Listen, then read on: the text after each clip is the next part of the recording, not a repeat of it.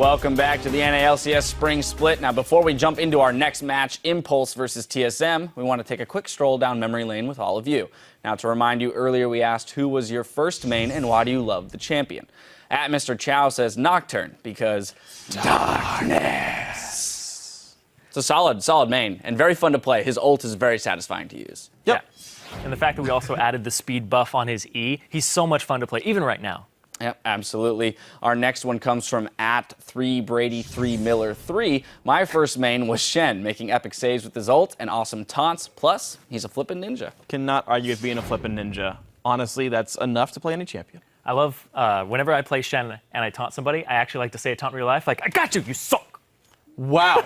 I'm reporting you now. Yeah. I don't type it, I say it to my computer screen. No, he takes the time during the taunt to all chat. That's all I use You it for. suck! Well, anyway. CC lasts that long. Or you're a really fast typer. Yeah, seriously. Our next one comes from @ComaDrake, who says, I'm with Kobe on Vi. She's so fun to play, instant lockdown, and you get to punch stuff. Perfect. Yeah, I absolutely love the design of Vi. Big shout out to August, the designer of that champion, because he did a fantastic job with her. Yeah, she's a very sticky champion, one of my favorites to play as well. And then our final tweet comes from @UnicornPudding, who says, my first champion was Teemo, and I only played him because I thought he was cute. Oh, we're going to stop you there. We're going to stop you there. Teemo is, in fact, still the best champion in the game. And if you play him, you are a gentleman and a scholar, or a lady and a scholar, or whatever occupation you want. Either way, Teemo's the best. Yeah, despite being It was a solid sociopath. endorsement at the beginning there, Freak, and then it just kind of... No, Teemo is in fact still the best. No, and you're blind if you can't see that. And Teemo will blind you if you don't. I got it, but no. Stop being so toxic. Teemo is... I'm done with you. Move quickly to the next part. I'm going to do it right now. Thanks to everyone who wrote in, and if you've got something to add to the discussion, tweet @LolEsports and use the hashtag LCS. Just don't tweet to us about Teemo. And who knows, maybe we'll make or see some of those picks in our next match. Most likely Vi probably has the best opportunity to get there, but our next match, Team Impulse versus Team Solo Mid. Yesterday, Team Impulse staged a huge comeback to nearly defeat Team 8, but it wasn't meant to be. Yeah, Team Impulse, they got off to a slow start, and by the 24-minute mark, they were down 2 kills to Team 8's 12, but they were able to claw their way back and actually managed to get a gold lead. And then 2 of their opponents hit inhibitors. The game looked like it was theirs to win at that point. But the Rift, it's definitely a fickle place, and a disastrous team fight at Baron ultimately cost them the game. And RNGs just came down from the sky and was like, bless you, Maple Street. Here are the crits. They finally lost position for once, finally, in the backline crumbled there. But, I mean, the game didn't have to start 2-12 for Team Impulse. Rush actually had a really abysmal early game. He just tried to make LCS big plays over and over and over again. He got outplayed by Slushy. He ended up starting the game 0-6, and it really dug a gigantic hole that Impulse had to dig themselves out of. And, well, they almost did, but hey, they still lost this game. Rush, honestly, we saw this at the very beginning when he was like tower diving like past tier 1 turrets against Team Liquid. That tendencies are still here. He's like swinging for the fences every single time. But in League of Legends, instead of striking out, you feed the enemy team extra gold. So it's really tough to play like that in League of Legends. It's like attempting to hit a home run, but if you don't hit it, they get on first base. They get a home run. Yeah. Wow.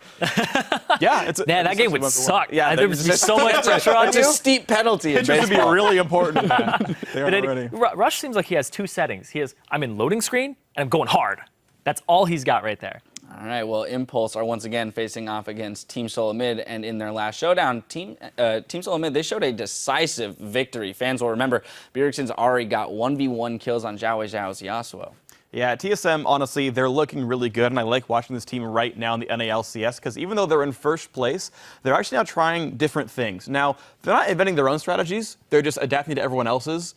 We saw the mid lane Lysandra for the first time basically ever for Bjergsen, and we used to talk about TSM being 1 patch behind. They were kind of like 1 month behind, but at least they're trying to catch back up here. But they were roaming top lane to help Dyrus out. They held down Gamsu as well.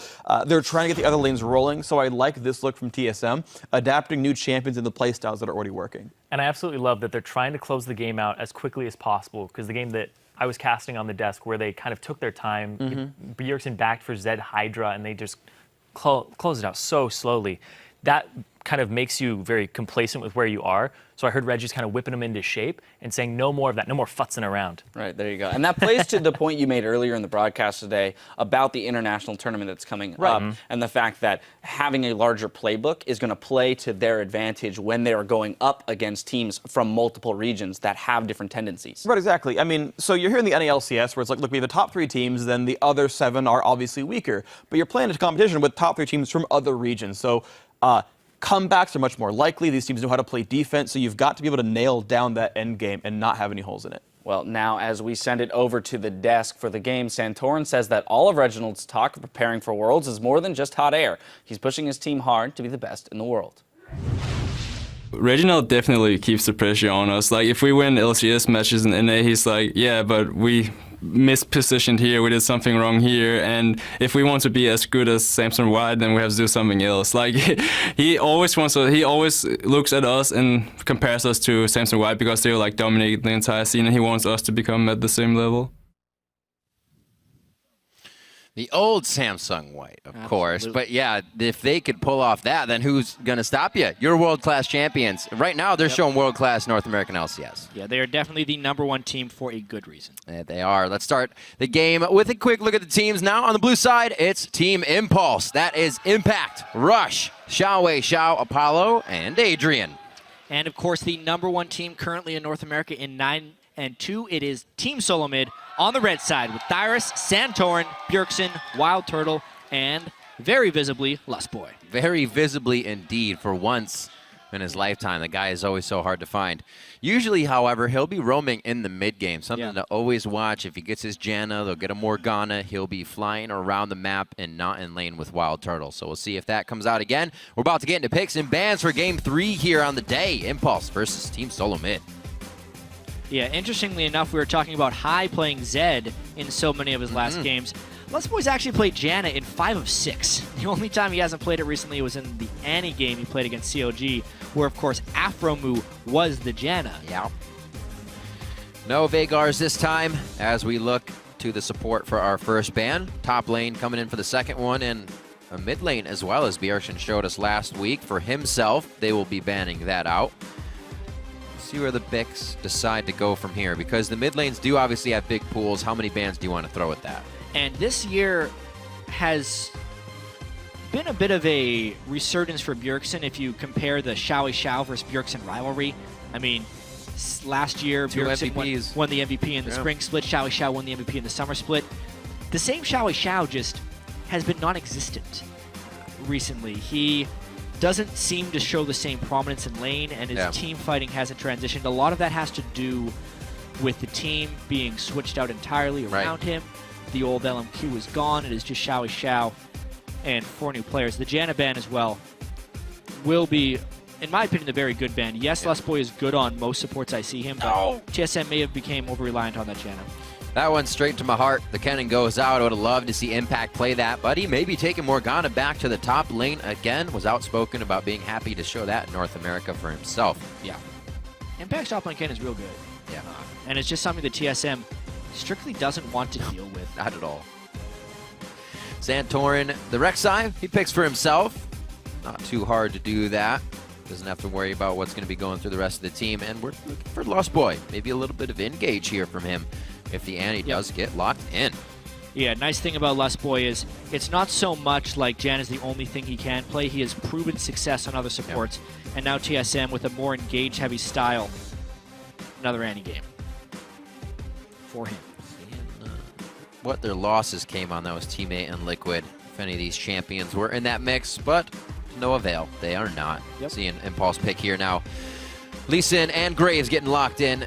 Going to be good movement for Rush in the jungle. He loves himself some Lee Sin, so maybe we'll actually see a little controlled play, if you will. Being able to get back to safety while be aggressive. It was actually TSM who was laughing when Rush gave the interview saying, if I can play Lee Sin, maybe we'll win. Maybe that's what I need to carry. And they very promptly banned it in the next game against them. This time they focused very heavily on top lane bans, by the way.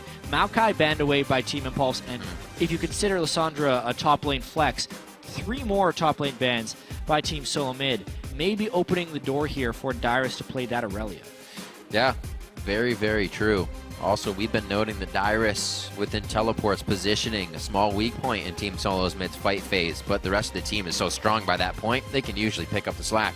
So he does get that Aurelia. He'll be adding a little bit more power to the game than a Maokai, then being just a tank for the team, and we'll see how that organizes for TSM. This is what they're going to do. Locked in on either side. Does Xiao go for the Lulu again, or does he pop over to LeBlanc? Hovering now, Apollo going for the tried and true hover of his Varus. One of the best games we saw Team Impulse play is when they had the Morgana top with the Lulu in the mid lane. Yep, just And ran recently. a very Zerg-style team composition, but they had the Sivir and the Rek'Sai as well to just kind of run in with the team. Yep. Lee Sin is much more versatile. I would love the Lulu pick for them now. Xiao has really had But the who knows? most success on that Lulu pick in mid lanes. And they are taking their time. They need a blind pick mid laner, which is the tricky thing, against Bjergsen. Oh, Hai wow. was just talking about how Zed is one of the only blind pick mid laners you can do. Is up. It is up, chat. But it looks like it's going to be the Kassadin Leona. A little bit of gap closer here that they can use to get into these fights, and a lot of lockdown potential once that fight has already started. What does Bjergsen decide to finalize this composition with? He's got a minute to do so. All the time in the world to talk back and forth with Lokodoko on what they want in that mid lane to match up against the highly potent late game Kassadin. We saw this be the choice in their loss versus Liquid, the Cassiopeia pick that is. And now over to LeBlanc. Bjergsen obviously able to do whatever he needs to do in mid lane. So having an assassin means he will be able to 1v1, may not have to draw too much pressure from his own jungler to help him out. One thing Santorin really has going for him is he can almost do whatever he wants in the game when Bjergsen gets going. TSM showing a couple different styles recently. Santorin getting more and more versatile as a jungler pickup. Starting out from being only the guy who sits in Bjergsen's back pocket to impacting the rest of the map. And now with the LeBlanc versus Kassadin matchup, that's a very swingy matchup. Two types of assassins. If Kassadin gets to the late game before LeBlanc, I've seen Kassadin just destroy that matchup, but early on in the laning phase, LeBlanc could very well get the wave cleared pressure advantage onto the Kassadin. So two Titans in the mid lane, both going with somewhat similar champions. Used to be the counter to each other when they both had silences. It was such a fun lane. Quiet. No, you quiet. So we're going to get an explosive matchup here with assassins on both sides for the mid laner. Xiao and Bjergsen are two spring and summer split MVPs. About to go head to head in that lane. If we get a lane swap, we'll get to see a little bit more action between those two, which would be just gravy. A lot of people believing in TSM as you see the signs. We're just about ready to get out of the champion selected into this game. And the coaches to do the final shake. Fly and Lokodoko. Yeah. Very good respect between those two guys. I mean, last time these teams played, we were starting to build it up like Team Impulse had the highest ceiling of teams in the North American LCS, and TSM was kind of there, and they were trying to match them. They didn't come anywhere close last game. They're going to have to try and bounce back this one with the Morgana top lane, something Impact has won with in the NALCS. All right, see if they can raise the roof. Once again, we're going to be checking in to see how you at home think the game is going to go. So send your picks to @LOL Esports with the hashtag TIPWin or hashtag TSMWin, and we'll calculate those throughout the game. Yeah, that's right. Point at the camera, making you famous. Going to see how this game goes. You know, talking about Santorin and how he's kind of evolved. Lustboy as well. You just look at how oh gosh. The crowd always looking. You just look at how TSM has actually brought in their subs and how kind of smoothly those additions have gone. It's true. Team Solo Mid, as an organization, has done a better job over time of replacing their roster but maintaining the same identity. Yeah, that's a good way to put it. So much of that just comes down to their owner and former mid laner, Reginald. It's the organizational structure that is so sorely lacking in a lot of esports organizations that TSM has been able to... It's like a team culture. Exactly. It's a team culture and team brand that TSM has created. Plug in Santorin, he fits right in. Put in Lustboy, fits right in. Everything is centered around that mid laner, whether it's Yeah, Brandon yeah, Noble still. and Bjergsen. You still can. And even with that pressure, Bjergsen has been once again able to pretty much go back into his original split form when we saw him come over to North America. Highlights out of solo queue all over Reddit. Highlights now back into the LCS and taking 1v1 kills as they come, just like it's nothing. Seeing the early game pan out as usual with the early wards. Let's see how the lanes match up, though, if they can actually get the swap in here, is what's been the guesswork, as Meteos has been calling it, to start these off. We've been 2 for 2 for lane swaps today, and in both of those matches, it heavily swung the game in the favor of one team. I mean, obviously the teams that played it much, much better, and it put the game into a somewhat unrecoverable state. With the scouting that happened this matchup, we may end up getting our somewhat standard lanes. Does appear a little bit odd, but yeah, I think we're just going to end up seeing standard lanes. Impact in the bottom lane is waiting to react to a lane swap or something. I think they were ready, and now he's just going to be a little delayed. That's tricky for Impact on Morg. Having to burn his teleport right at the start of the Goes back to the mana potion. Yeah. Interesting. The farm fun lane. Just going to be throwing out Tormented Soil there, trying to keep himself from being pushed into the turret where it's a little harder to farm. Let's see how Dyrus takes to this lane. If he keeps warded up, it shouldn't be too difficult. Oh, that was nice of him. Doesn't want to auto attack at level 1 because the mini aggro is actually usually hits you more than you can auto attack for. So a lot of times at level 1 it is actually advisable to just hit the minions and not harass. Gentleman's agreement. Keeps things easy. Keeps you alive. I'd say that's better than an agreement overall. Gentleman's law. Gentleman's law. There you go. Xiao already pushed to his turret. You can see Bjergsen's idea in this one. Already getting a fast distortion on the back line to clear out the waves and make it hard for Xiao. But we know he'll get his farm eventually. And we're actually going to see Rush right now with a ping towards the mid lane. Maybe very early gank. Woo! There's a vote and a half. See, Rush saw the vote and he was like, nope, not going. He sensed it. That vote's too high. Santorin, though, he's like, I'm the 91%. Here we go. And he stops. Early gank pressure by Rek'Sai. He's hoping to see Lee Sin dancing around somewhere. He's stretching the hamstrings. He's getting ready. He's really waiting for Xiao to go for a CS, hoping he overextends for one. Otherwise, this gank is a total waste of time. Or, yeah, he would have also needed that chain to land. Nice little sidestep by Xiao. The chain would have been imperative. Definitely would have gotten a flash, which would have been a nice return gank. Doesn't mean Santorin won't come back. But, okay, so that was, I was going to say there's a ping on the blue, but that was Impulse's ping over to Santorin's blue. They know he's there. I was saying, is Bjergsen going to get this already? That would be crazy. So, easy stuff for both teams in the early game. We're only 4 minutes in. Santorin tries to make his mark on the mid lane. Rush was there. That would have been a great counter gank, actually, if Rush did decide to completely go for that. Santorin would have able to come in nicely. But they had the wards to see it. Yeah. That would have been ideal. Of course, early on in this game, just the trinket wards across the sides, and a much more subdued laning phase for these guys. One weakness the Wild Turtle of Lustboy have had is actually in their 2v2 laning. We'll see if they can improve that here. Lustboy's got to be very careful against the Leona. Leona can zero out Annie in a lot of situations. It's a very bursty lane on both sides. Could very well be tilted by jungle presence, which makes Rush's roam down here all the more important. The mini wave's in this weird spot, and Apollo missed the cannon. I think we heard that one from the crowd.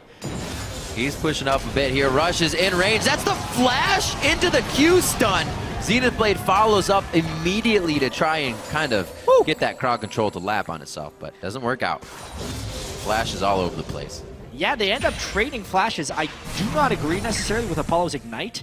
That is a win for the TSM duo lane. Now if Santorin even looks down there, they'll end up winning a 3v3 matchup since they have the Summoner Skull advantage. Good movement by Santorin as well.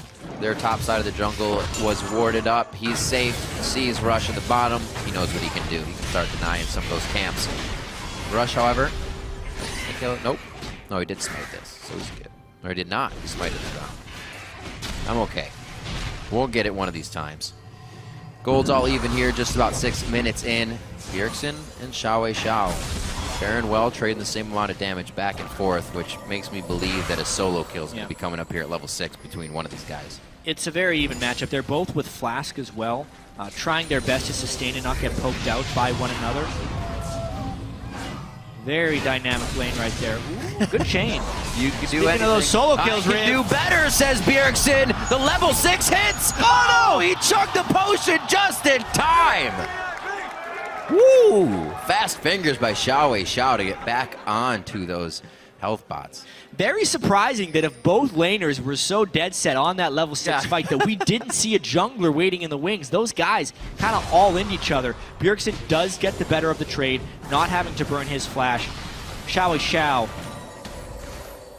doesn't have too big of a disadvantage though, because he was able to farm and did not give up that kill.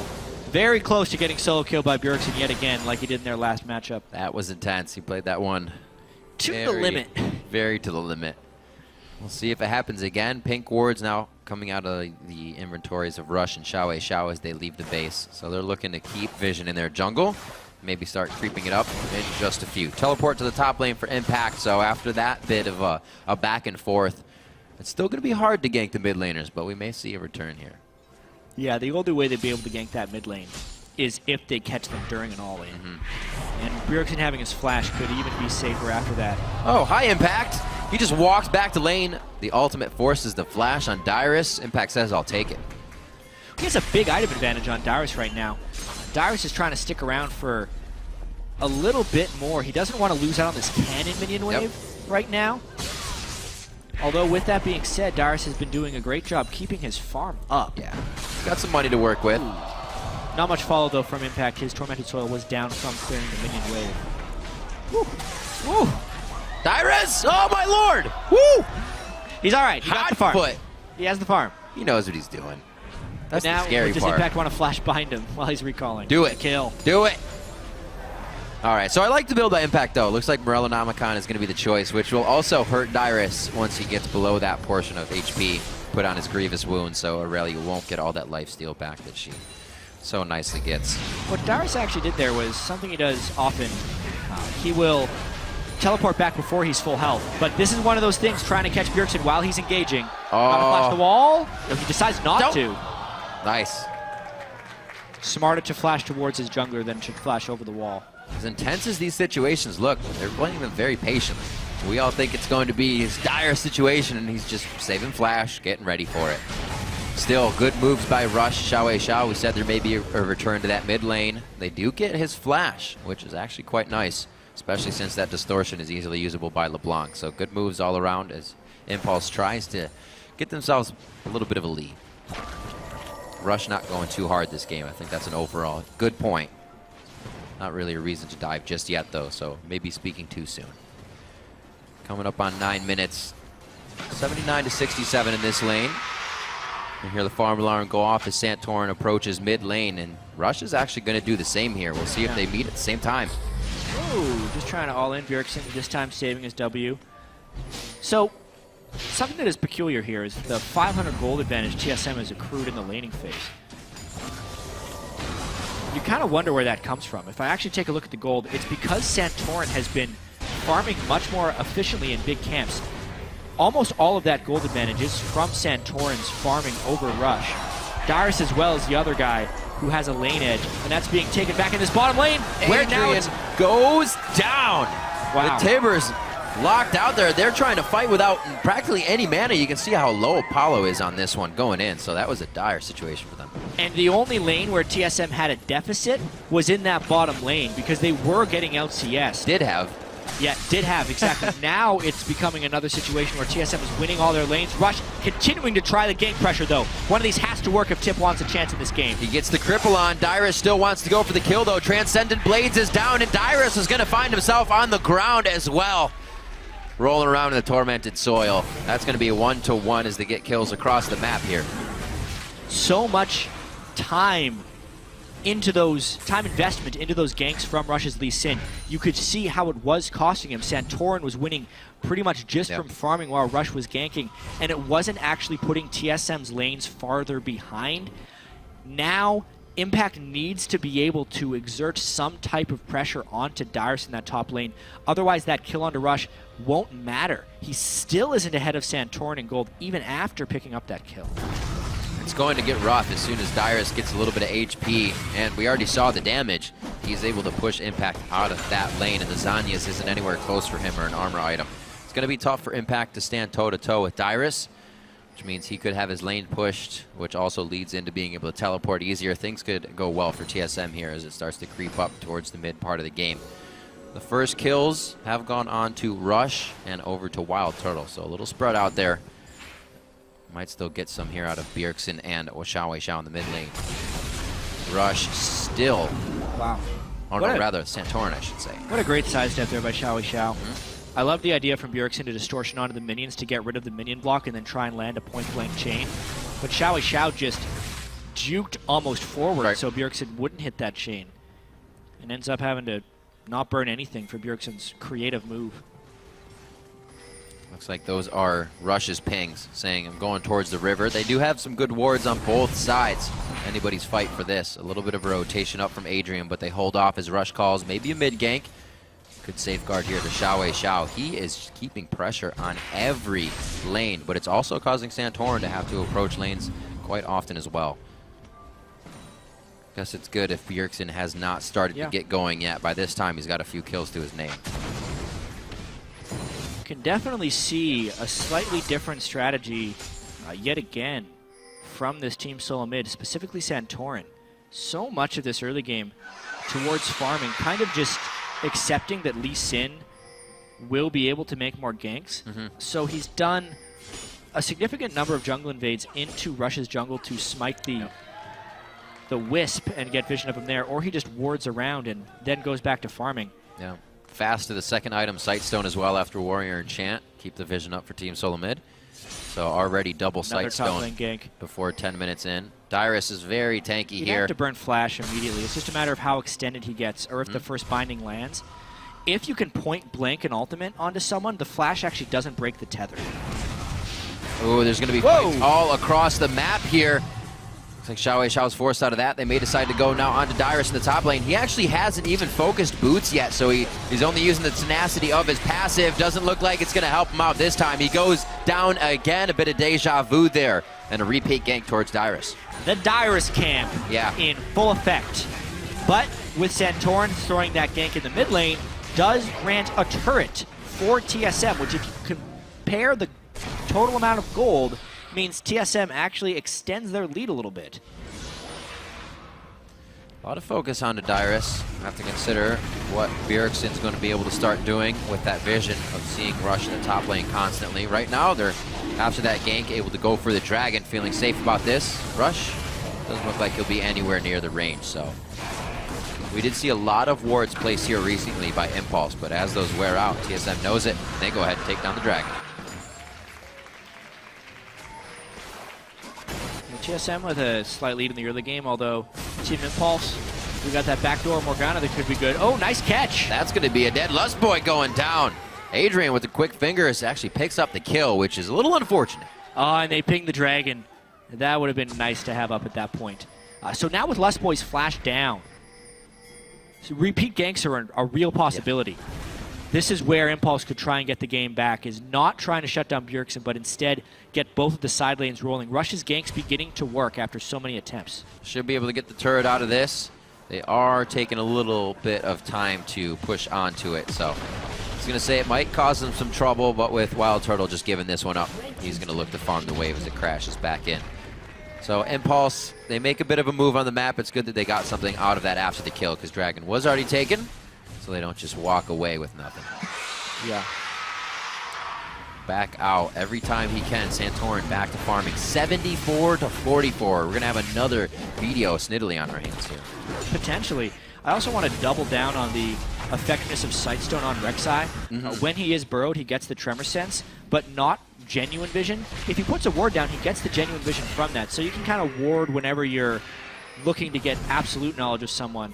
TSM was also in the midst of some huge power spikes right now. They had two Trinity Force users on their team that both just completed that Trinity Force. Expect some roaming and some pressure pushes here from TSM right now. And once they reach those turrets, they aren't long for this world either. Have to watch for a little bit of that poke from Wild Turtle as well. He'll be able to zone people off if Impulse is able to reach these turrets. TSM has everything working in their favor here as we approach 16 minutes. But we know Impulse can fight back. Yesterday's game showed us that, I should say, with their double AD composition hanging in there for the last thread. What a tough loss Impulse had yesterday to Team 8 because they were getting massacred for so long in the game.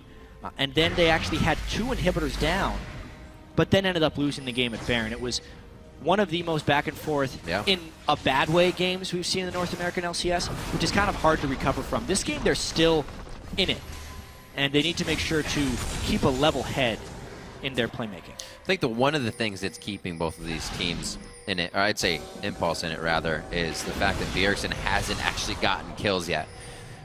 Hopefully Xiao can be the first to get those in his column. Now not putting out too much damage to Santorin with all the HP that he's been able to put up. He's huge with that giant spout on top of the Sight Stone. Just health stats are what's going to keep him alive in the initial part of this fight. Nobody can burst him out on the side of Impulse. So they're doing the right things to keep the 5v5s in their favor, as well as the roaming. Bjergsen going very aggressive here. Distorts over the wall. The safety of Santorin in the back pocket. See if they can get anything out of it. This could be TSM's attempt of making a play. They have a numbers advantage potentially. They catch Rush. Ooh, he was standing on a few of his own wards, but they still knew that he was there due to the rotation of Impulse. And they do. They find Rush. Yeah, he almost made the play there, but Santorin outplayed him. Yep. And now the other Trinity Force user, Darius, tries to close on Apollo. Doesn't make it. They don't want to chase too much. Good focus by Darius to not get greedy for that. Keep his lane pushed. TSM, they are playing this one safe still. They got that kill towards the top lane, but they didn't try to just push down the top turret. They want to make sure they don't lose things to Impulse like this mid lane here. So Bjergsen back to mid. Dyrus stays in the bottom lane to farm it up. Playing very methodical here to keep a 2,000 gold lead as Impulse ticks up. 166 to 152 in that mid lane. Not too bad for either of them. And finally, we were just saying if one of those guys gets a kill, it's going to start the advantage. Bjergsen did just get that kill. You're absolutely right about that. Also, the Athene's Unholy Grail does delay his absolute power on LeBlanc. He had to build a little bit more defensively against Xiao. And then, because Xiao delayed his boots, he's really trying to rush to Zhonya's on Caston, which would be a way, even though Xiao doesn't have the kill, to kind of reach his next power spike before Bjergsen does. That's what a lot of this game is going to be about, is who can get to their power spikes and then take advantage of them. Because it is actually quite close, a slight edge to TSM. Right. TSM's in the midst of theirs right now with double Trinity Force. But as soon as the 2 Zhonyas get completed by these solo laners of Impulse, it kind of bounces back temporarily, assuming TSM can't take too much advantage with these double Triforces. Hopefully that can happen before we see 4 levels go on to Bjergsen and the rest of the team. There'll be 16 then with that final level of Ultimate, and whatever they have may not help in the fights on the side of Impulse. Oh, Solar Flare just behind Dyrus, losing out on a very, very big ultimate there. While the rest of the team, they're going to follow through. A nice block by Adrian to be the human shield, but it was only for so long because he himself goes down. 2 more kills for Team Solo mid as they are just roaming around the map now. Oftentimes you could put Dyrus down early on in the game, but it's very hard to keep Dyrus down in an LCS match. That time, he knew he had the Trinity Force. He waits on a pink ward.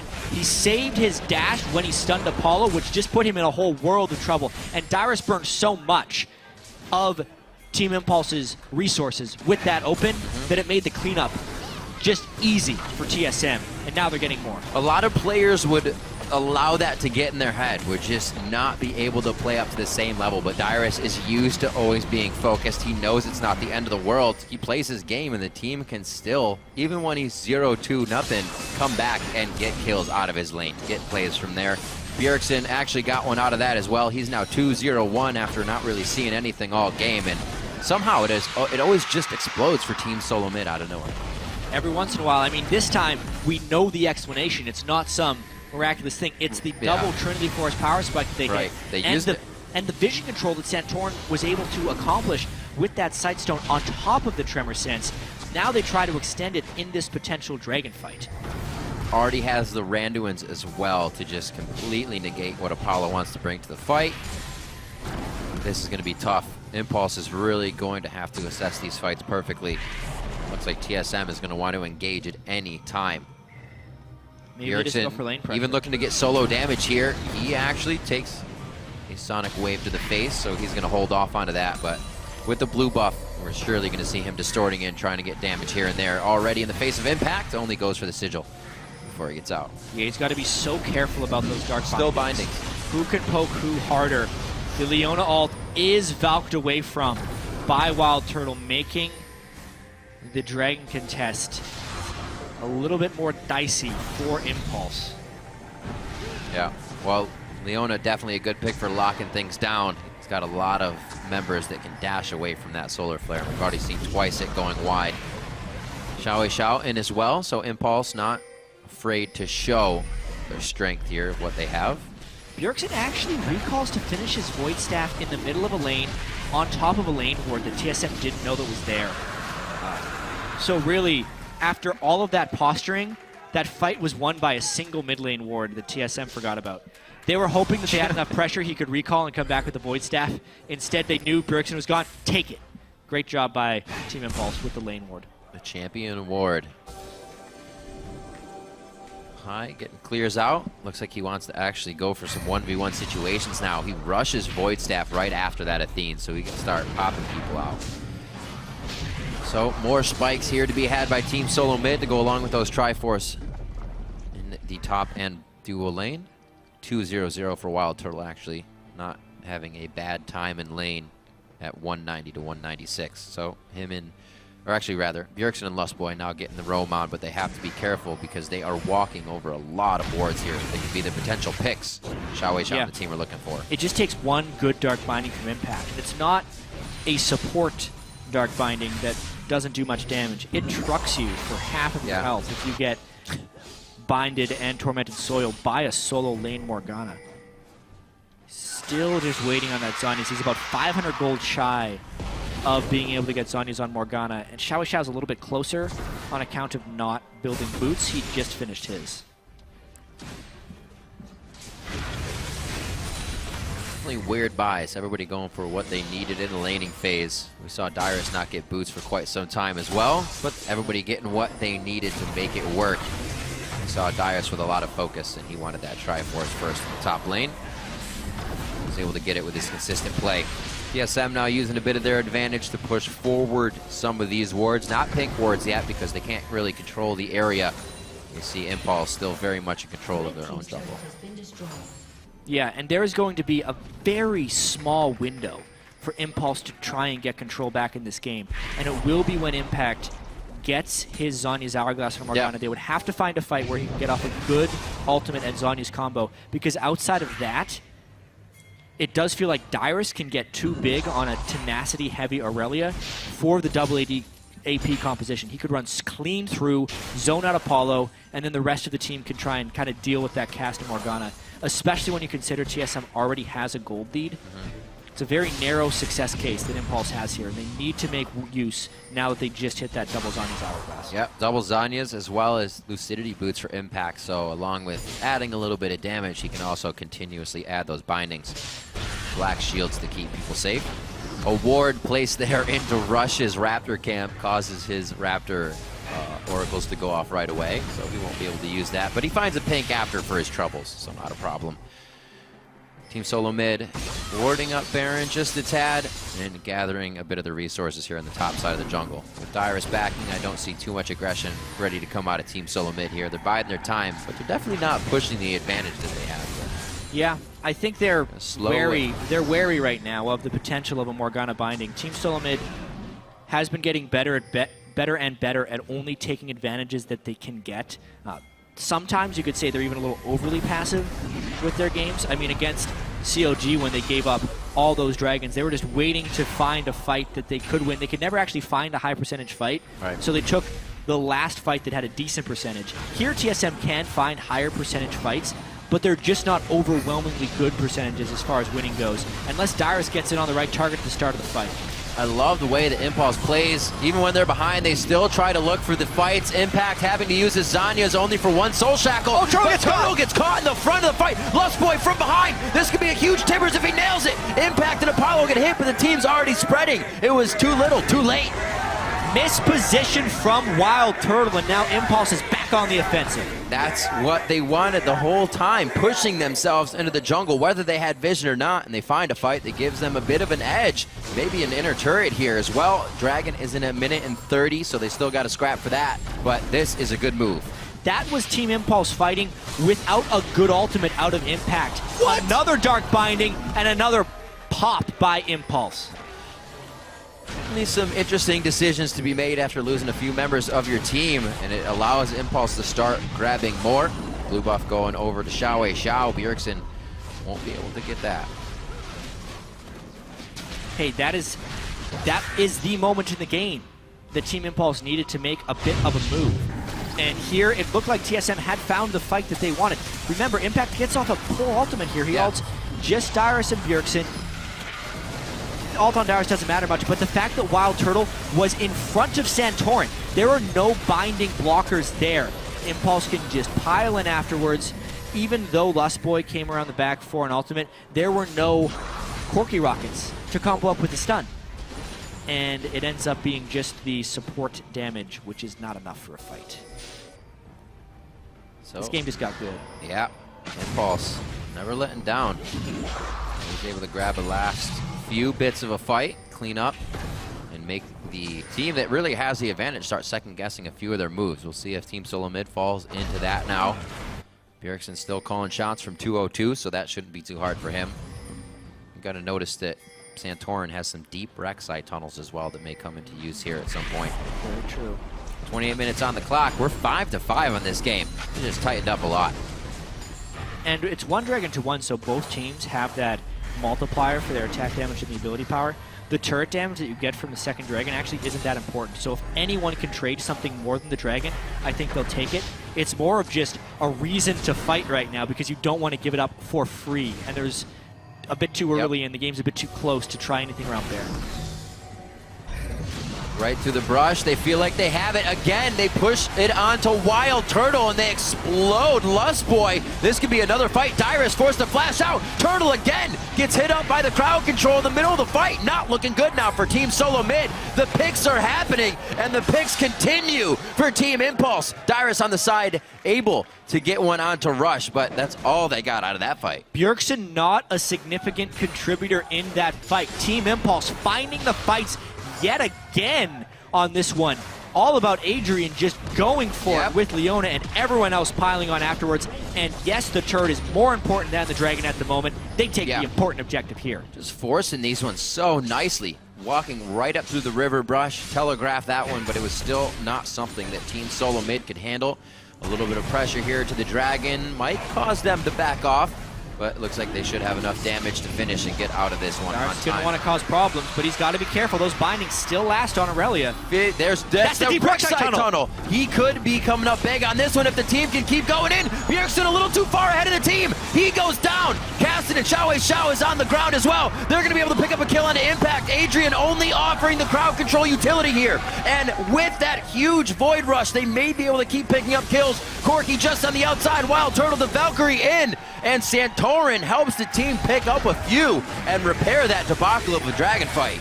The setup from the Rek'Sai tunnel so infrequently is that something more than a farm alarm. This time, it was a legitimate danger alarm for Team Impulse because Santorin came in behind them, and this game just exploded in action. Oh, getting antsy in the pantsy. Rush goes in. Lustboy, 2 turret shots. He's down to 200 HP. Rush. Oh, he connects the resonating strike. Kicks back Dyrus. They may not have enough damage. Connected again. Oh, he gets the next Sonic Wave off to finish the kill from Adrian. And Santorin's left wondering. Wild Turtle as he comes down. Wow. Woo. All the action. All of it. Just in the last few minutes. We're now... It was 5-5. Yeah. What amounts to a double ace just happened in the last few minutes. This game getting so close. And I love it too because this is more about Team Impulse playing up to their potential than it is about TSM dropping the ball. We were talking so much. We got to go over this fight. Knowing that Impulse was just about to take something, Darius trying to cause as much trouble as possible. Such nice mechanics displayed in that fight by Impact's Morgana. Morgana mid lane has been known as a counter pick to LeBlanc because she can shove in the lane, but also because in the team fights, when you see a LeBlanc jumping towards you, you just shoot a binding in that direct direction. Because at that point, if LeBlanc either gets caught inside or when she takes it back, there's no way of dodging the binding from LeBlanc's perspective. That's the punishment that happens. And then TSM still won the fight because the whole of it was started by Santorin getting the flank on them with Rek'Sai. Oh, it's good to keep the pressure onto the Dragon. It absolutely paid off in this game. Getting tighter and tighter as it goes on. 11-10, 32 minutes in. We're about 2,000 gold difference across the board, but we've seen that that gold is not affecting Impulse's want to fight or fights really. It's just about who's been there at the time that the engage happens. 2 dragons to 1. We did see the Impulse still grab that dragon off of the fight as Team Solo Mid cleaned up. See where they can go from here. Not afraid to keep these lanes pushed, but they are going with power in numbers as Bjergsen, getting bigger and bigger, has that Rabadon's finish now. And if we look at the history so far in this LCS season, Team Solo Mid has a much better track record in close games. Even looking back to yesterday, Team Impulse had come back kind of like they did in this game, but to an even greater extent, actually gotten supremacy in the match and then still lost. They need to execute for their own morale here after making another comeback and not give this game back to TSM. But TSM is technically still in control if you look at the goal. Their late game decision making under pressure is on point, so when they have the lead, it's really going to be something you have to worry about. Impulse still wandering about the mid lane. They have a good push on the side waves right now. At least the bottom one is completely in their favor. They're respecting Team Solo Mid here. The engage. Flash Tibbers not up just yet. Waiting for that for Lust Boy, but I don't know if Impulse is privy to that knowledge as well as they back off. Every so often giving Xiao the shield for if he wants to go in. And now another power spike that we need to track is when people hit level 16. Impact hit level 16 just now and does have a Morello Nomicon as well, so huge amounts of CDR on that Morgana ultimate as well as the boost in damage. It's only a 1-minute cooldown on that Morgana ultimate now with all the CDR he has, meaning he can have it up pretty much every fight. So close here. Very interesting build from Apollo as well without kind of foregoing the Last Whisper or any kind of armor pen. He's going to be shooting brick walls at Dyrus and Santorin. Interesting. He's going for the defensive capabilities of a Bloodthirster. And Impact, that's not a good ultimate. Wow, Turtle, the front line! He put his shell on for that one. He's safe, don't worry. This time he does not go down. But Impact has to react to that. And so does the rest of Impulse, knowing that Wild Turtle is now wanting to go that hard to blow his own summoner spell to grab a kill. Team Solo Mid is looking to get this next layer of turrets down quite quick. 1 minute on to Dragon. We're going to get both of these guys back in as nobody went down for that. We might have a real good 5v5. We've been seeing those extended fights kind of go in favor of Impulse here.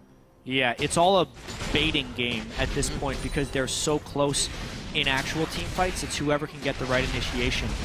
Impact losing his Flash and Zhonya's there because he was trying to catch Wild Turtle in a recall. He thought he saw Wild Turtle in the mid lane, and Bjergsen was kind of in the wings. Wild Turtle canceled his recall, dodged the binding, and then it was Bjergsen who tried to punish the overexposed Impact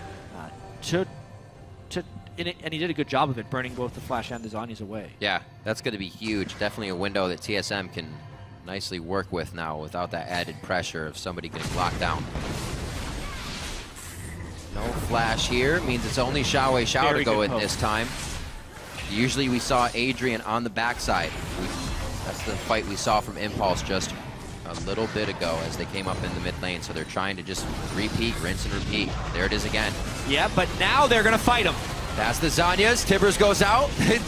They lock up the Tibbers, but where's the damage onto the champions? Wild Turtle gets hit. Dyrus is the focus, but he's able to take a lot still. Impulse takes down the tank and the AD carry right away. One of the tanks, I should say. And now it looks like they're going to be able to take Dragon. Yep, Dragon number 3. That's starting to become a danger. What we saw right there was the display of what happens in the Caston versus LeBlanc matchup if it's close in the late game. He comes up with these somewhat untradeable moves. He'll Q him, get a huge magic shield, burst him, and then go right back out again. Yep. And They poked Bjergsen at the start of the fight before they could go back in again, and the second time when they went for the turn, he had a black shield on top of his Zhonya's, I think. Look at this. So a little bit of miscoordination there, but he is essentially safe for that. Wild Turtle can't be a big factor in these games because Xiao isn't being contained. Yeah. Impact that time had a very strong zoning ultimate on Morgana as well. How did Adrian live? He absorbed just about everything Team Solo Mid had to put out in that fight. Yeah. I realized that. So great moves by him as well. Locket, face of the mountain, keeping himself going. If we're looking at the sustained damage on Team Solo Mid, Adrian lives because they're killing Wild Turtle. He's the only one who's really going to be killing the Leona. Bjergsen needs to save his damage for the AP carries and the Graves.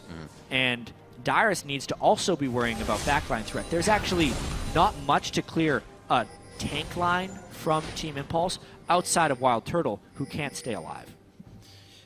Look at this on Lustboy as well. He gets himself a Quicksilver Sash. Which is really strange to do a Quicksilver sash over Mikhail's when it's your AD carry who's getting caught out again and again. Yeah. I think they're going to kind of end up They're definitely focusing Turtle. Yeah, they're going to both get the QSS. Wild Turtle just has to get that, and they're going to kind of deal with themselves. Because oftentimes, Lustboy has been the one needing the QSS as well. We do see the null magic mantle there for Wild Turtle. A little bit of magic resist building up to that. A good back and forth. Somehow they're on each other's side of the map. I don't really... Yeah. This is like, really we'll trade, don't worry. Dyrus was trying to do a split push, but Impulse is ahead of the game on this one. Very much so. That is one heck of a minion wave they're rushing into this one with. That turret was not long for this world, and neither will the next one be. Team Solo Mid way out of position. They may be forced to go for a fight here to stop this from going down because they're they can't losing get to the base so first. much here. What a move. But they might get control of the fight here as long as no one gets caught with the binding. Will they go? Dyrus doesn't teleport in. He had a chance to go to the pink ward up towards Tribrush, but he's not even home guarding out here. Now he's going to teleport in. This is going to be the game. They may be able to get a good fight here. Santorin goes in to keep them there. We see the Tibbers is out as well, and it is going to be the fight. Lustboy gets himself out. That Quicksilver Sash somewhat coming into play, but he still goes down. The fight is now Impulse. This death ball on the back line ready to now push forward. They get it onto Turtle once again. That's where the Quicksilver Sash needed to be. And Impulse is going to start moving into the base to wreck house. Riv, they have the minion wave. This fight is so late in the game, and they can't quite get Bjergsen. That might be what stops the game from ending, the fact that Bjergsen didn't die there. What an intense fight every time from Impulse to even win the pinch there from TSM. All right, game. Riv. Yeah, Team Impulse has taken it from a deficit. They used the power spikes they got from the doubles Zhonya's hourglasses, and they have built that into a lead. See it again. The black shields on the Kassadin have been devastating for TSM. They cannot deal with Xiao's Kassadin in the backline. We look at the start of this fight, and yes, Dyrus tries to collapse down, but it's a black shield onto Kassadin, and he goes. And Zanya. What are they going to do? They're not going to be able to burst him down with the LeBlanc because of the huge number on the black shield. He goes in again and again. They're comboing the initiation, and Dyrus isn't big enough, and frankly, can almost never be big enough to be a one-man wrecking crew in the backline like that. Apollo is strong enough to fend him off on his own, and it's allowing some destruction by Xiao's Kassadin. Whew. They were able to get real big in the early game here, but that bigness is not helping out Team Solo Mid with the type of moves in the way that Impulse has adjusted to the playstyle of Team Solo Mid. Impulse has done a great job coming back 2 games in a row now. How similar is this to the storyline from yesterday against Team 8 when they were losing near the Different result, please. They hope so, and it would be so much more rewarding to beat the #1 team of the North American LCS, Team Solo Mid. They need it too, not only from a mental perspective, but in the standings. Yeah. A win here moves them to 6-6, and importantly, ahead in that race for the playoffs. They need this, they want this, and they're in position to get it. Yep. It's just a matter of playing this game smart. Just a few more fights. Looks like they're going to put their attention now towards the bottom lane. Rush himself actually getting very big now that he's stacked on this Randuin's and Warmogs. That helps him and those tendencies to go under the turret a little bit more. Dyrus bound on the outside. That's only free damage for now. Lustboy hits out the Timbers. Not much was gained out of this. It didn't look like the team was ready. Wild Turtle could go down, and he gets ignited immediately. How does he keep going down first? Now it's the kill going on to Bjergsen. Lustboy falls. There's Dyrus. Santorin actually gets hit. They're over the wall. The bindings are just on point from impact. And being outspoken about the Morgana pick, he brings out the plays once again. They picked it early, it's a flex, but we thought it was going in the top lane, and that flash ultimate just ended the game against TSM. No escape from that Morgana. Team Impulse pulls off the upset, 41 minutes in. One of the most definitive games to take down Team Solo Mid and to bring themselves 6-6 here on the split. Team Impulse takes down Team Solo Mid. Wow, what a game. We knew it would be, man. The spring and summer split MVPs going head to head all game long. Plays from both of them. But in the late game, would you expect it to be the teamwork of Impulse to come out on top? That's the thing. They were the ones who had the superior map movements. They caught TSM a little bit slow on some of their rotations. Yeah. And as well in the team fights, having even the most basics of communication to get the Black Shield on the right targets, allowing Xiao to be an absolutely unstoppable rift-walking Black Shielded Kassadin was too much for TSM to handle. Definitely couldn't have happened with a different comp. With anybody else in the top lane, that was amazingly played, and they did it from the start. Even with a tough early game from Santorin, being everywhere, we saw him blowing flashes all around. What a game from Team Impulse to really start showing themselves here, especially to prove that they can stand with the top guns in the late game. And this is what people have been talking about when they talk about Team Impulse's ceiling potential and their ceiling, how good their players are. You know, a former world champion in the top lane, #1 Korean solo queue jungler, Apollo kind of reborn with his new name as an AD carry. So true. And Xiao, who has been playing poorly in a lot of the games this split, realizing his talent there and laning toe-to-toe with Bjergsen and then surpassing him in the late game. Yeah. Taking down TSM, only the third team to do so this split. Definitely a good win. Something that needs to happen here as they are trying to catapult themselves towards the top of the list. We talked about that ceiling. It's definitely something that they can use now to start pointing their guns at teams like Cloud9 and CLG, because those are next guys that they have to start focusing on. Yeah. It's only going to get tougher. It's different styles that they have to beat, and I think they found TSM at the right time of their test of styles as well. And it's such a perfect time in the season for them to pick up a win against a big team too, because looking at their upcoming schedule, they play TSM today, obviously. At the start of next week, their first game was going to be against Cloud9 and then Team Liquid. They're only playing teams above them in the standings. And tough. Since they lost to Team 8, like that was a potential string of losses that could have pushed them towards the bottom of the standings and heavily impacted their team morale. But with the TSM victory, it avoids all of that. Yep. And now they're looking in a more positive light, hey, maybe we can actually jump into that top group in the standings. And victories like this as well from a team that other teams are looking at as maybe they have some power, is now they have to consider they have two solo laners that are really making plays on champions that we're going to have to ban out, and those guys still have champion pools that work really well. Yeah, it definitely seems like that. The top lane Morgana, the first guy that I saw succeeding a whole bunch on that was Trace from the LCK. Right.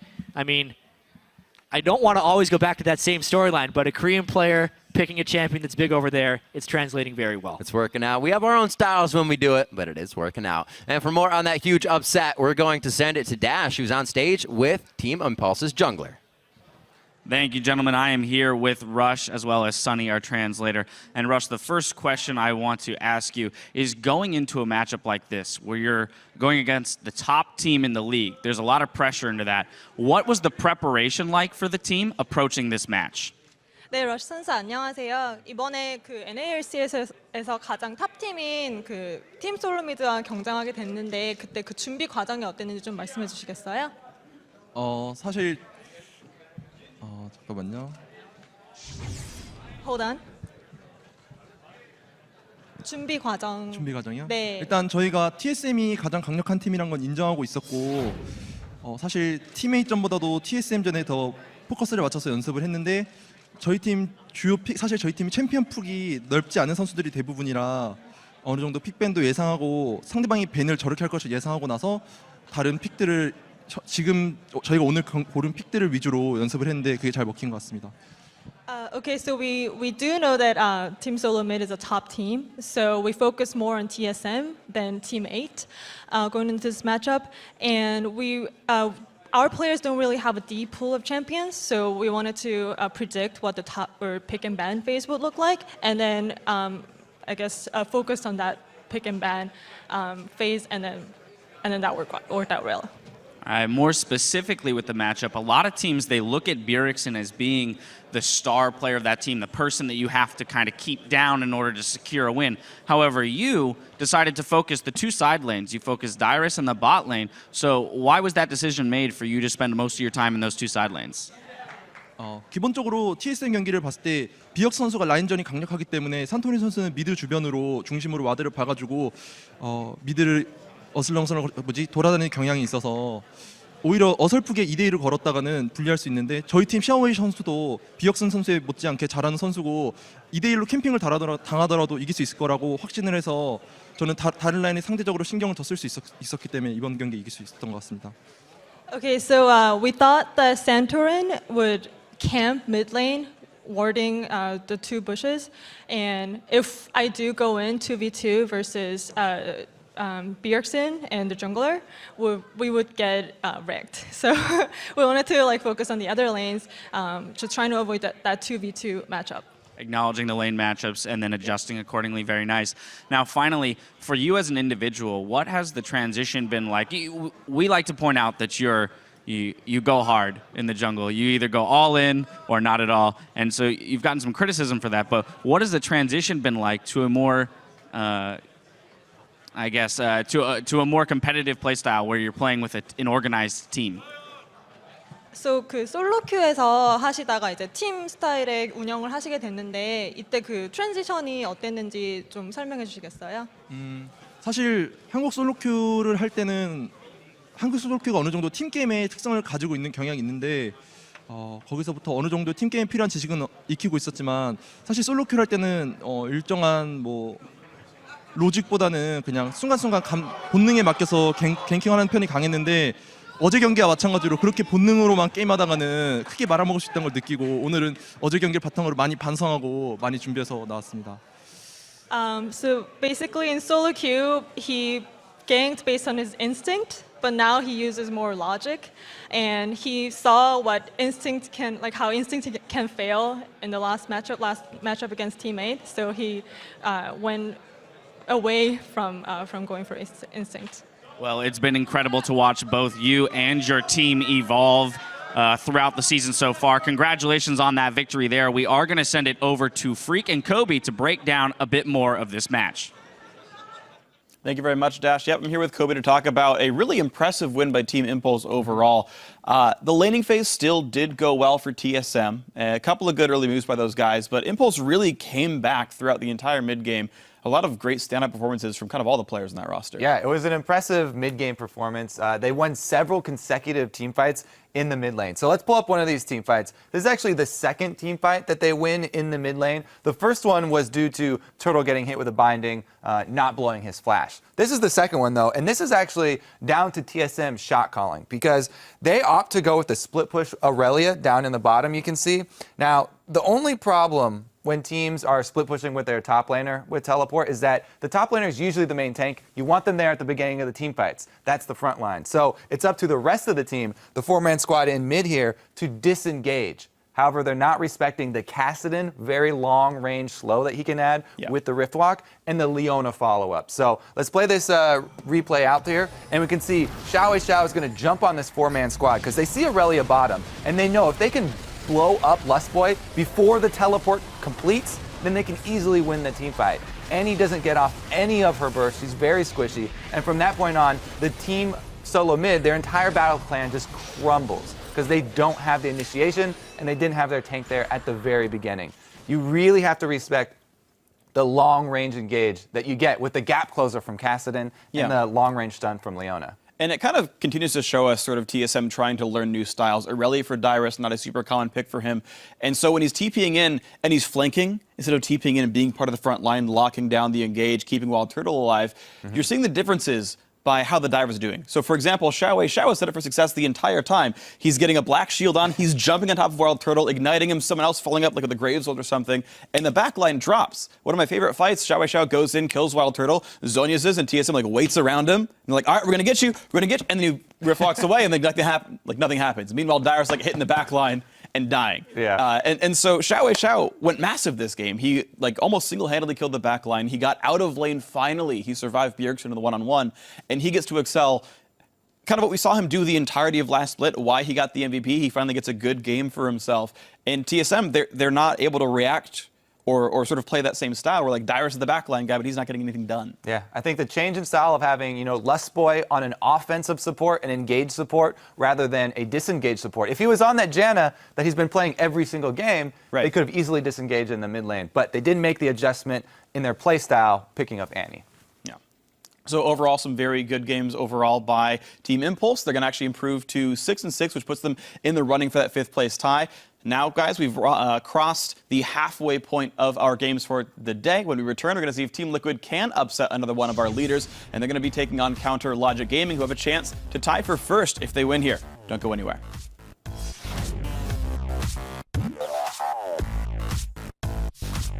Dyrus with the house on fire. Look at that in the crowd. Oh my